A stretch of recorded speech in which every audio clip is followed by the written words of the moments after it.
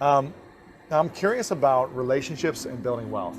Yeah. Is it important to, or how important is it to have the right partner in a marriage or an intimate relationship in relating to building wealth? Does it matter who you choose, their mindsets? Does any of that play the effect in how much you're going to make, or? It won't affect how much you make, but it'll affect how your relationship a lot, right? You know, getting on the same page is really, really important. But when my wife and I met, we both grew up very poor. But I decided that I was going to find a way to add so much value that money would never be a question for my family, and you know, it would never stop me from giving or doing or sharing anything. And I made that decision early on. So I became an earner. I have ways of earning. She became a negotiator, a cost manager. Her mom's number one thing is somebody comes in, she goes, sharpen your pencil. That's not a good enough deal. And so when we first met, I remember we were in New York City, and this dates me how old I am, but I remember when they first came out with digital cameras, the very first digital cameras from Sony. And it was like such a cool thing. You could take 12 pictures or whatever it was in those days. But we were down in New York City, we're in Times Square, and we went into one of those camera shops, and it was Christmas time. And I saw the camera, and I was like so excited about this camera. And I said, you know what, I'm gonna get one for my brother, my sister, my mom, and you know, I came up with, I don't know, it was like 12 cameras, and they were very expensive then. I think they were like $1,200 or $2,000 each. They were really crazy. Now they're like 200 for the same. Yeah, no, not even. It's a million times better. Yeah. But I went to the counter, and the guy goes, oh my God, Tony Robbins, can I take a picture with you? I'll put it on the wall. And I said, sure. And she goes, hey, sharpen your pencil.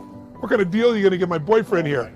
And I wanted to grab her by the throat and just go, what are you doing here? It's like, what are you doing? And she's like, no, what's the deal here? And he goes, oh, well, I give you 10% off. She goes, sharpen your pencil, 10%. You're not taking a picture with my boyfriend. And I'm wanting to murder her, right? And I was so mad. I was so mad. And so she got like 15% off and free camera cases and all this stuff. And I'm shaking my head. When we left, I was like, we had this big fight. Wow. Today, I just call her Squeaky. She's my squeaky girl. She wants to go to Walmart as if we'd ever need to go to Walmart, you know? Right. And what I do is I'm delighted by the difference. And I go, you know what a beautiful gift. I've been in relationships before where I gave everything and people were totally unconscious with money. Yeah. So to answer your question, it's nice to be on the same page. But you know, one day I told my wife I was coaching someone, and the person gave me a $250,000 bonus. She goes, I don't care who you are. It's mind-boggling. It was like, he didn't have to. It wasn't part of the deal. He pays me $1 million a year plus a piece of the upside. And he just said, Tony, you did so much for me. I just want to give you this additional $250,000 bonus. And it wasn't the money. It was the generosity that just knocked me off my seat. And so I called my wife and I said, honey, Paul just gave me a $250,000 bonus. It's like, he's so generous. And she goes, oh, that's nice, honey. Hey, do you know what I'm making for lunch? And I'm like, wow. You know? So I used to get upset about it. Now I'm like, that's my squeaky little girl. I'm thrilled she doesn't have to think about it. I'm in charge. Yeah. And so I don't think your partner has to. One of you has to master it, and you have to have some alignment. Okay. Right? But you don't want them to be against you, essentially. Well, sometimes they're going to be. We were against each other in some ways. We're having fights. But what you eventually decide is, do I want to be right or do I want to be in love? There you go.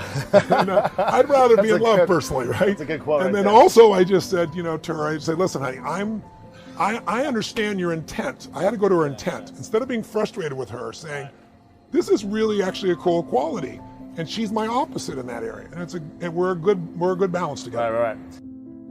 Most of us go through life pretending that we don't have any special goals or ambitions or desires, when really deep down inside we do really want more.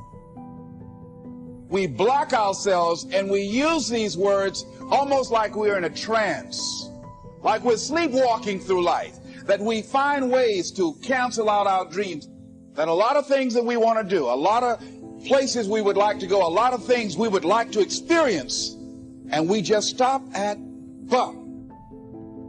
There's nothing you can do about the past, but you can do a great deal about your future.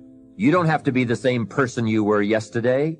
You can make changes in your life, absolutely startling changes, in a fairly short period of time. You can make changes you can't even conceive of now. If you give yourself a chance, your abilities will grow. You have untapped talents and potential that you haven't even reached for yet. And as time goes on, you'll be able to reach deeper and deeper. The first thing you'll know, you'll be